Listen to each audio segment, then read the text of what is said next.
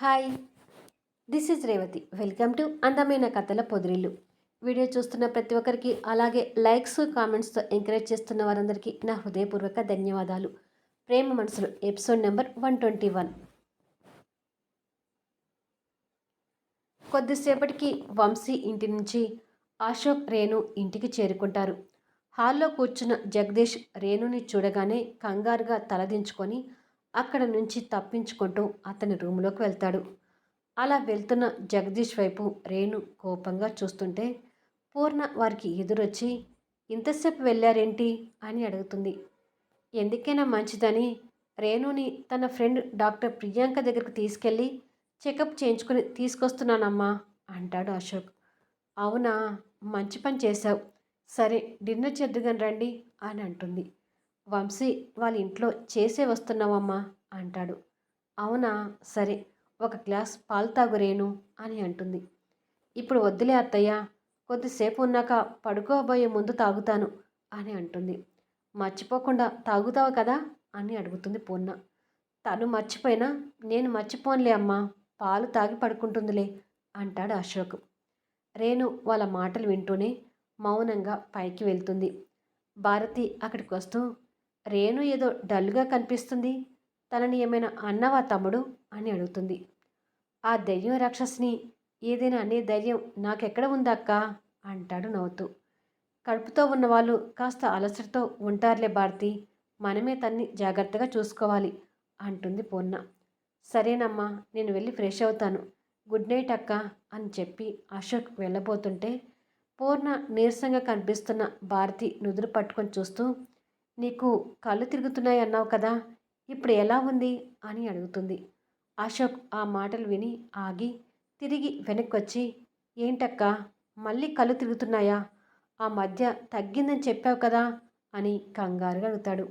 అయ్యో, నువ్వు కంగారు పడుకు తమ్ముడు, నాకేమీ కాలేదు అని తల్లివైపు చూసి, జ్యూస్ తాగాను కదమ్మా, ఇప్పుడు కాస్త పర్వాలేదు, మళ్ళీ ఇప్పుడు ఎలాగో పాలు తాగుతాను కదా, అదే తగ్గుతుందిలే అని అంటుండగా ఇంతలో వెంకటమ్మ భారతి రూమ్లో నుంచి వస్తూ, భారతి మేడం, పాల గ్లాస్ని మీ రూమ్లో పెట్టి వచ్చాను, ఇక్కడికి తీసుకొని రమ్మంటారా అని అడుగుతుంది.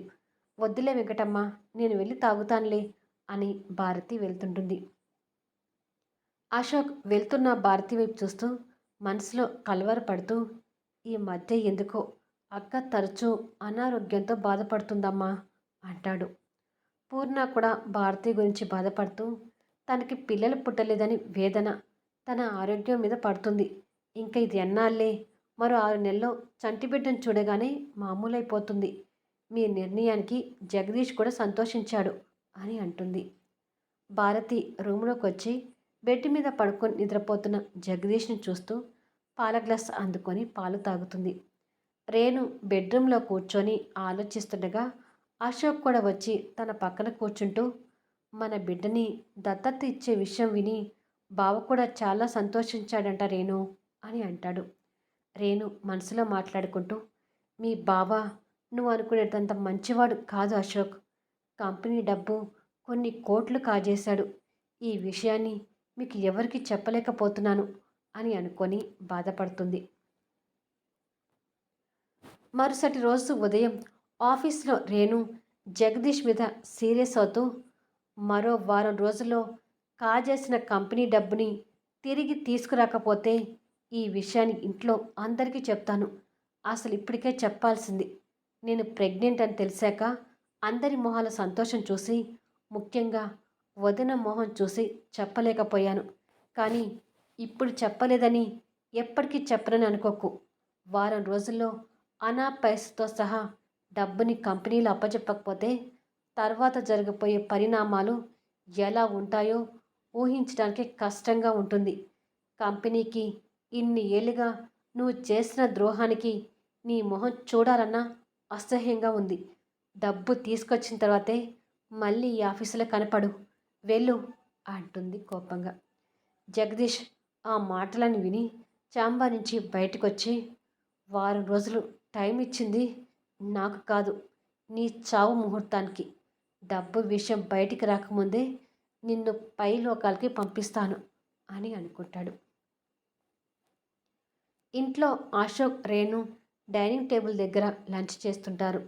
రేణు జగదీష్ గురించి ఆలోచిస్తూ భోజనం చేయకుండా మెతుకుల్ని కోడి గెలుకుతున్నట్టుగా గెలుకుతుంది. పూర్ణ అది చూసి దగ్గరికొస్తూ, భోజనం చేయకుండా ఏం ఆలోచిస్తున్నావు రేణు అని అడుగుతుంది. ఏమీ లేదత్తయ్య, తింటున్నాను అని అంటుంది. అప్పటి వరకు తనని గమనిస్తున్న అశోక్ కూడా మాట్లాడుతూ, లేదు, నువ్వు తినడం లేదు, ఏదో విషయం గురించి దీర్ఘంగా ఆలోచిస్తున్నావు, ఏంటి ఆ విషయం అని అడుగుతాడు. అదేమీ లేదు అశోక్, నేను దేని గురించి ఆలోచించడం లేదు అని అంటుంది. పూర్ణ తన పక్కకు వచ్చి కూర్చొని భోజనం ప్లేట్ అందుకుంటూ, నిన్ను ఇలా వదిలేస్తే చాలా కష్టం, నేను తినిపిస్తాను, తిను అని భోజనం తినిపిస్తుంటుంది. రేణు కొత్తగా అత్త చేతి గోరుముద్దలు తింటూ ఆనందంతో కన్నీళ్ళు పెట్టుకుంటుంది. పూర్ణ అది చూసి, ఏమిటమ్మా కన్నీళ్ళు అని అడుగుతుంది. అశోక్ వాళ్ళిద్దరినీ అలా చూస్తూ, అవి ఆనందంతో వస్తున్న కన్నీళ్ళమ్మా, అత్త చేతి గోరుముద్దలు తినాలని తనకు ఎప్పటినుంచో కోరిక. ఒకసారి నువ్వు లాస్యకు తినిపించేటప్పుడు తను నీ వైపు ఆశగా చూసింది నాకు ఇప్పటికీ గుర్తుంది. తన ఆశ ఇప్పుడు నెరవేరుతున్నందుకు సంతోషపడుతుంది అంటాడు. ఆ మాటలకి పూర్ణ రేణు మీద జాలిపడుతూ, అవునా తల్లి, నీ మంచి మనసు గురించి అర్థం చేసుకోలేక ఇన్నాళ్ళు నీతో దురుసుగా ప్రవర్తించి నేను దూరం పెట్టాను, పాపిష్టిదాన్ని అని తిట్టుకుంటూ భోజనం తినిపిస్తుంది. అలా అనుకోకండి అత్తయ్య, నేను కూడా మీతో అప్పుడు అలాగే ఉండేదాన్ని కదా అని అంటుంది. పూర్ణ భోజనం తినిపిస్తూ, అవును, ఇద్దరి మధ్య పచ్చి గడ్డి వేస్తే బగ్గుమనేటట్టుగా ఉండేవాళ్ళం. నీకు ఇలా తినిపిస్తుంటే నాకు కూడా లాసే గుర్తొస్తుంది అని అనగానే అత్త అనే పిలుపు అభిమానంగా వినిపిస్తుంది. అందరూ అటువైపుగా చూసేసరికి ఎదురుగా లాస్య ఉంటుంది. లాస్యని చూసి అశోక్, రేణు సంతోషపడుతుండగానే పూర్ణ లాస్య దగ్గరికి వెళ్ళి తన వేషధారణని కొత్తగా చూస్తూ, అమ్మ లాస్య, ఈ అత్తని ఇప్పుడు చూడాలనిపించిందా అని అడుగుతుంది. నిన్ను చూడాలని నాకు ఎప్పటి నుంచో ఉందత్త, కానీ నా మీద ఇంకా కోపంగా ఉంటావేమోనని రాలేకపోయాను. రేణు తల్లి కాబోతుందని శ్రీరామ్ చెప్పగానే ఇక ఉండబెట్టలేక వచ్చాను అని అంటుంది. నువ్వు మారిపోయావని ఆనంద్ రేణు చెప్తుంటే ఏమో అనుకున్నాను, కానీ నిన్ను ఇలా చూస్తుంటే నిజంగానే మారిపోయావని అర్థమవుతుంది. రా, నువ్వు కూడా కూర్చో, భోజనం తినిపిస్తాను అని లాస్యని తీసుకుని వచ్చి డైనింగ్ టేబుల్ దగ్గర కూర్చోబెడుతుంది. కంగ్రాచులేషన్స్ రేణు, కంగ్రాచులేషన్స్ బావా అంటుంది లాస్య. ఇద్దరు నవ్వుతూ థ్యాంక్ యూ లాస్య అని చెప్తారు. పూర్ణ వాళ్ళిద్దరికీ భోజనం తినిపిస్తుంటే, కోడలు ఇద్దరికే తినిపిస్తావా, నాకు తినిపించవా అమ్మా అని అడుగుతాడు అశోక్. నాకు అందరూ ఒకటేరా అని ముగ్గురికి భోజనం తినిపిస్తుంటుంది. ఒకరోజు శ్రీరామ్ తన చేతులతో లాస్యవి కళ్ళు మూసుకొని తీసుకొస్తుంటాడు. ఇంకా ఎంతసేపు నా కళ్ళు మూసి నడిపిస్తావు శ్రీరామ్, అసలు నాకు ఏ సర్ప్రైజ్ ఇవ్వబోతున్నావు అని అడుగుతుంది లాస్య. వెయిట్ లాస్య అని తనని కొంత దూరం నడిపించి తన కళ్ళ మీద నుండి చేతులు తీస్తాడు. లాస్య కళ్ళు తెరిచేసరికి ఒక అందమైన ఇంట్లో ఉంటుంది. ఆ ఇల్లుని ఆశ్చర్యంగా చూస్తూ, ఎవరిల్లు ఇది అని అడుగుతుంది. మన ఇల్లే, ఇక నుండి మనం ఆ బస్తీని వదిలి ఈ ఇంట్లోనే ఉండబోతున్నాము అంటాడు. ఆ మాటలకు లాస్య సంతోషపడుతూ ఆ ఇల్లంతా తిరిగి చూస్తూ, ఈ ఇల్లు కొన్నావా శ్రీరామ్ అని అడుగుతుంది. అది వినగానే శ్రీరామ్ కాస్త నిరుత్సాహపడుతూ, నీ మొగుడు ఇంకా ఆ పొజిషన్కి రాలేదే, ఇంత ఖరీదైన ఇల్లు కొనాలంటే కొన్ని ఏళ్ళు టైం పడుతుంది, ఈ ఇల్లుని రెంట్కి మాత్రమే తీసుకున్నాను అంటాడు. లాస్య బెడ్రూమ్లోకి వెళ్ళి అందంగా కనిపిస్తున్న రూమ్ని చూస్తుంటుంది. శ్రీరామ్ కూడా అక్కడికి వచ్చి, ఇక నువ్వు ట్యాంకర్ దగ్గరికి వెళ్ళి నీళ్ళు మోయాల్సిన అవసరం లేదు, షవర్తో స్నానం చేయొచ్చు, అంతేకాదు ఇక నువ్వు ఈ అమ్మమ్మ చీరలు కూడా కట్టాల్సిన అవసరం లేదు, నీకు కావాల్సిన శారీస్, డ్రెస్సెస్ తీసుకున్నాను అని కబోర్డ్ దగ్గరికి వెళ్ళి ఓపెన్ చేస్తాడు. దాని నిండా ఉన్న బట్టలను చూసి సంతోషపడుతూ, చాలా బాగున్నాయి శ్రీరామ్, ఇంతకీ బస్తీలో సొంత ఇల్లు వదిలిపెట్టి ఇక్కడ ఇల్లు రెంట్ తీసుకోవటం ఎందుకు అని అడుగుతుంది. అక్కడ నువ్వు ఎంత కష్టంగా ఉంటున్నావో నాకు తెలుసు లాస్య. ఇక నిన్ను ఇబ్బంది పెట్టదలుచుకోలేదు. అందుకే ఈ ఇల్లు రెంట్‌కి తీసుకున్నాను. పైగా బస్తీలో ఉన్న ఇల్లు మా అక్కకి కట్నంగా ఇచ్చింది. అది మంది కాదు అని అంటాడు. కానీ శ్రీరామ్, దీనికి రెంట్ కూడా చాలా ఎక్కువ మొత్తంలో ఉండి ఉంటుంది కదా! నువ్వు ఆర్థిక ఇబ్బందులు పడతావేమో. పోనీ నేను కూడా ఏదైనా జాబ్ చూసుకోనా? అని అడుగుతుంది. నీకెందుకు రిస్క్? నాకు వచ్చే శాలరీతో మనమిద్దరం హాయిగా బతకొచ్చులే అంటూ కబోర్డ్‌లో ఉన్న బట్టల్ని సర్దుతుంటాడు. లాస్య తలదించుకొని కాస్త సిగ్గుపడుతూ, ఇప్పుడంటే మనిద్దరమే కావచ్చు. కానీ ముందు ముందు ఈ ఇద్దరం ముగ్గురు కావచ్చు. ఇంకా నలుగురం కూడా కావచ్చు కదా! అంటుంది. శ్రీరామ్ ఆ బట్టల్ని సర్దుతూ, అయినప్పుడు చూద్దాంలే అని నిర్లక్ష్యంగా మాట్లాడి కొన్ని సెకండ్స్కి బుర్ర వెలిగి సడన్గా తన వైపు చూసి సిగ్గుపడుతున్న తన దగ్గరికి వచ్చి, ఏమన్నావు? మనం ఇద్దరం ముగ్గురు కావచ్చా? నలుగురం కూడా కావచ్చా? అని సంతోషంతో తిరిగి అడుగుతాడు. లాస్య సిగ్గుతో మొహం దాచుకొని అవును అన్నట్టుగా తల ఊపుతుంది. శ్రీరామ్ ఆ చేతులు తీసి, దొంగ, ఇన్ని రోజుల నుంచి నీ మనసులో నా స్థానం ఏమిటో అర్థం కాక సతమవుతున్నాను సతమతమవుతున్నాను అంటాడు. లాస్య అంతే సిగ్గుతో తలదించుకొని, నేను ప్రేమిస్తున్నాను చెప్పడానికి నేను కూడా ఉక్కిరి బిక్కిరి అవుతున్నాను అని అంటుంది. ఆ మాటలకి శ్రీరామ్ సంతోషపడుతూ లాస్యని దగ్గరికి తీసుకొని నుదుటిన ప్రేమగా ముద్దు పెట్టి గుండెలకు హత్తుకొని లవ్ యూ లాస్య అంటాడు. అది విని లాస్య ఇంకా సంతోషపడుతూ శ్రీరామ్ని అల్లుకొని పోతుంటుంది. ఒకరోజు వెంకటమ్మ పాల గ్లాస్ని రేణుకి ఇవ్వడానికి తీసుకెళ్తూ, అయ్యో నా మతి మండ, పాలలో పంచదార వేయడం మర్చిపోయాను అని గ్లాస్ని డైనింగ్ టేబుల్ మీద పెట్టి పంచదార కోసం కిచెన్లోకి వెళ్తుంది.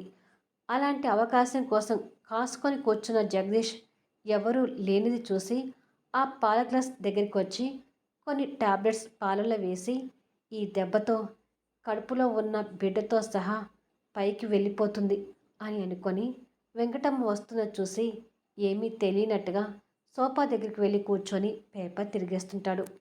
ఇంతలో అశోక్, రేణు ఆఫీస్కి వెళ్ళడానికి రెడీ అయి కిందికి వస్తారు. వెంకటమ్మ తనకి పాల గ్లాస్ ఇస్తూ, మీకోసమే పాలు తీసుకురాబోతున్నాను, ఇంతలో మీరే కిందికొచ్చారు, ఈ పాలు తాగండమ్మా అని అంటుంది. వామిటింగ్ వచ్చేలా ఉంది వెంకటమ్మ, ఇప్పుడు వద్దు అని అంటుంది. అలా అనడానికి వీల్లేదు, పాలు తాగాల్సిందే అని అశోక్ పాల గ్లాస్ అందుకొని తనకు తాగించబోతుంటాడు. ప్లీజ్ అశోక్, ఈ ఒక్కసారికి వదిలేయి అంటుంది. వాడు వదిలేసినా మేము వదలము, పాలు తాగాల్సిందే అని పూర్ణ, చక్రవర్తి గారు, భారతి వచ్చి రేణుని బలవంతం చేస్తారు. సరే మీ అందరి కోసం తాగుతాను అని విషం కలిపిన పాలు తాగుతుంటుంది. అది చూసి జగదీష్ సంతోషంతో తృప్తి పడుతూ, పిచ్చోళ్ళు అందరూ కలిసి విషం కలిపిన పాల్ని తనతో తాగిస్తున్నారు అని అనుకుంటాడు. రేణు పాలు మొత్తం తాగి గ్లాస్ వెంకటంకిస్తూ, ఇప్పుడు మీ అందరికీ ఓకే కదా అని అంటుంది. డబల్ ఓకే అంటారు అందరూ నవ్వుతూ. సరే అమ్మా, రేణుని తన ఆఫీస్లో దింపి నేను ఆఫీస్కి వెళ్తాను అని ఇద్దరూ బయలుదేరుతారు. తర్వాత అందరూ ఎవరి దారిన వారు వెళ్తారు. జగదీష్ మాత్రం సంతోషపడుతూ, నా దారికి ఎవ్వరు అడ్డు వచ్చినా ఇలాగే అడ్డు తొలగించుకోవాలి అని అనుకుంటాడు. కార్ ఇల్లు దాటి కాస్త బయటికి రాగానే, నాకు వామిటింగ్ వచ్చేలా ఉంది అశోక్, కార్ ఆపు అంటుంది ఇబ్బంది పడుతూ. అశోక్ రేణు పరిస్థితి చూసి వెంటనే కారు ఆపుతాడు. రేణు కారు దిగి పక్కకు వెళ్ళి వామిటింగ్ చేసుకుంటుంది. అశోక్ కంగారు పడుతూ తనకు వాటర్ బాటిల్ ఇచ్చి, ఆర్ యూ ఓకే అంటాడు. నాట్ ఓకే అశోక్, వద్దు అంటే బలవంతంగా పాలు తాగించారు, ఇప్పుడు చూడు ఏమైందో అంటుంది ఇబ్బంది పడుతూ. అశోక్ తన ఇబ్బందిని చూస్తూ, ఇలా తిన్నది తాగింది వామిటింగ్ చేసుకుంటే ఎలా, ముందు హాస్పిటల్కి వెళ్దాం పదా అని రేణుని కారులో కూర్చోబెట్టి కారు స్టార్ట్ చేస్తాడు. కొద్దిసేపటికి హాస్పిటల్లో రేణు బెడ్ మీద పడుకొని ఉంటే ప్రియాంక తన్ని చెక్ చేస్తుంటుంది. రేణు నీరసంగా మాట్లాడుతూ, పాలు తాగగానే వామిటింగ్ అయింది ప్రియాంక, ఇప్పుడు లైట్గా కడుపులో నొప్పి కూడా వస్తుంది అని అంటుంది. పక్కన ఉన్న అశోక్ రేణుని చూసి కంగారు పడుతుంటాడు. కడుపులో నొప్పి రావడం ఏంటి అని అనుకుంటూ ప్రియాంక కంగారు పడుతూ రేణు దగ్గర నుంచి శాంపిల్ బ్లడ్ తీసుకొని సిస్టర్కి ఇచ్చి ల్యాబ్కి పంపించండి అని అంటుంది. తర్వాత రేణుకి ఇంజెక్షన్ చేసి కొద్దిసేపటికి తన్ని మళ్ళీ చెక్ చేసి అశోక్తో మాట్లాడుతూ డోంట్ వర్రీ సార్, త్వరగా హాస్పిటల్ తీసుకొచ్చి మంచి పని చేశారు. ఇంజెక్షన్ చేశాను కాబట్టి కొద్దిసేపట్లో నార్మల్ అవుతుంది. రిపోర్ట్స్ రేపు మార్నింగ్ వస్తాయి. ఇలా ఎందుకు జరిగిందో రిపోర్ట్ చూస్తే అర్థమవుతుంది. రేపు మార్నింగ్ రిపోర్ట్ చూసి మీకు ఫోన్ చేస్తాను. రేణుని మాత్రం సాయంత్రం ఇంటికి తీసుకెళ్ళొచ్చు అని చెప్పి వెళ్తుంది. రేణు అశోక్ని చూస్తూ నేను హాస్పిటల్ ఉన్నానని ఆంటీ వాళ్ళకు చెప్పక అశోక్, అనవసరంగా కంగారు పడతారు అంటుంది. అశోక్ చెదిరిన తన జుట్టుని సరిచేస్తూ అలాగే రేణు, నువ్వు కడుపులో నొప్పి అనగానే నాకు చాలా భయం వేసింది. ఇప్పుడు ప్రియాంక మాటలు విన్నాక కాస్త రిలాక్స్ అయ్యాను అని అంటాడు. ప్రియాంక తన చేతిలోకి వచ్చి కూర్చుంటూ రేణు బ్లడ్లోకి ఏదో డిఫికల్ట్ పదార్థం చేరినట్టుగా ఉంది. యాంటీ ఇంజెక్షన్ చేయగానే కాస్త నార్మల్కి వచ్చింది. కానీ ఇది ఎలా జరిగి ఉంటుంది? రిపోర్ట్స్ చూస్తే కానీ అది అర్థం కాదు అని అనుకుంటుంది. సాయంత్రానికి రేణు యాక్టివ్గా ఇంటికి చేరుకుంటుంది. రేణు చావు వార్త కోసం ఎదురు చూస్తున్న జగదీష్కి రేణుని అలా చూడగానే షాక్ అయి ఇదేంటి ఇలా జరిగింది? పాలలో నేను వేసిన ట్యాబ్లెట్స్ పనిచేయలేదా అని అనుకుంటాడు. మిగతా వాళ్ళు రేణు ఆఫీస్ నుండి వచ్చిందని అనుకుంటారు. మరుసటి రోజు ఉదయం ఇంట్లో ఉన్న ప్రియాంక రేణు మెడికల్ రిపోర్ట్స్ని వాట్సాప్లో చూసి షాక్ అవుతూ ఓ గాడ్, నేను అనుకున్నది నిజమే. రేణు పాలు తాగి వెంటనే వామిటింగ్ చేసుకోవడం వల్ల ప్రాణాలతో బయటపడింది. రేణుని ఎవరో చంపాలని చూస్తున్నారు. ఈ విషయం వెంటనే రేణుకి చెప్తే తను జాగ్రత్త పడుతుంది అని అనుకుంటూ కార్ తీస్తుంది. కొద్దిసేపటికి ప్రియాంక రేణుని కలవడానికి వచ్చి వాళ్ళ ఇంటి డోర్ కొడుతుంటుంది. భారతి వెళ్ళి డోర్ తీస్తుంది. ప్రియాంక భారతిని చూడగానే షాక్ అవుతుంది. ఆ తర్వాత ఏం జరుగుతుందనేది నెక్స్ట్ వీడియోలో చూద్దాం. ఈ వీడియోపై మీ అభిప్రాయాలు తెలుపుతూ కామెంట్స్ ఇవ్వండి. అలాగే లైక్స్ ఇచ్చి ఎంకరేజ్ చేయండి.